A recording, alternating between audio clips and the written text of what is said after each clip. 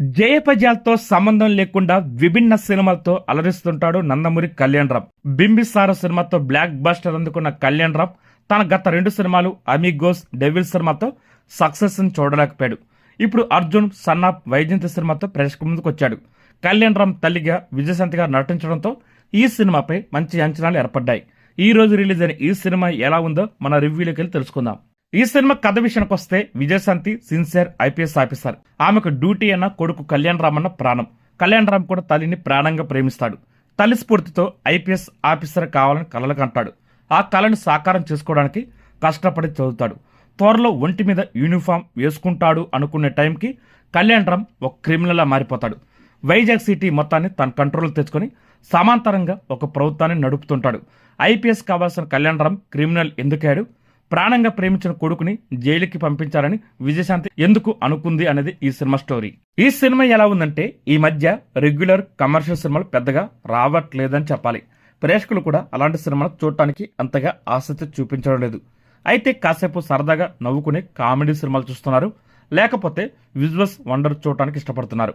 ఇలాంటి సమయంలో ఒక రెగ్యులర్ కమర్షియల్ సినిమాతో కళ్యాణ్ రామ్ వస్తున్నాడని తెలిసి అందరూ ఆశ్చర్యపోయారు. ఒకప్పుడు ఇలా యాక్షన్, ఎమోషన్స్ మేళవింపుతో వచ్చిన కమర్షియల్ సినిమాలు బాక్స్ ఆఫీస్ దగ్గర మ్యాజిక్ చేశాయి. కళ్యాణ్ రామ్ కెరీర్లో కూడా అతనొక్కడే లాంటి బ్లాక్ బస్టర్ సినిమా ఉంది. దీంతో వింటేజ్ వైబ్స్ ఉంటాయని ఎక్కడో చిన్న ఆశ ఉండేది. కానీ Arjun, son of Vyjayanthi cinema మాత్రం పూర్తిగా నిరాశపరిచిందని చెప్పాలి. అప్పుడు అతనొక్కడే సినిమా వర్కౌట్ అయిందంటే అందులో బలమైన కథనాలున్నాయి. కామెడీ, యాక్షన్, ఎమోషన్స్ అన్ని చక్కగా కుదిరాయి. అందుకే ఇప్పటికీ ఆ సినిమా చూడగలుగుతున్నాం. కానీ అర్జున్, సన్ ఆఫ్ వైజయంతి సినిమాలో అవేమి లేవని చెప్పాలి. కథనాల్లో బలం లేదు. ఒక సిన్సియర్ ఐపీఎస్ ఆఫీసర్ కొడుకు క్రిమినల్ అయితే ఎలా ఉంటుంది అనే ఐడియా పాతదే.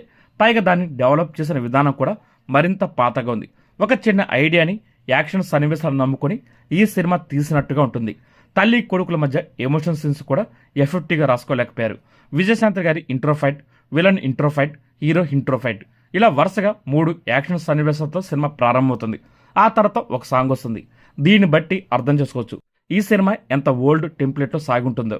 తెలిసిన కథను కూడా ఆసక్తికర కథనం, ఆకట్టుకునే సన్నివేశాలతో ప్రేక్షకుని మెప్పించేలా చేయవచ్చు. కానీ రైటింగ్లో అలాంటి మ్యాజిక్ ఎక్కడా కనిపించలేదని చెప్పాలి. అలాగే తల్లి కొడుకుల మధ్య బాండింగ్ ఎక్కువగా మాటలకే పరిమితమైంది. హత్తుకునే సన్నివేశాలు ఒక్కటి కూడా పడలేదు. అలాగే విలన్ పాత్రను కూడా సరిగ్గా రాసుకోలేదనిపించింది. విలన్ కి ఒక రేంజ్ లో ఇంట్రాక్షన్ ఇచ్చారు, ఆ తర్వాత మాటలకే పరిమితం చేసి క్లైమాక్స్ తీసుకొచ్చారు.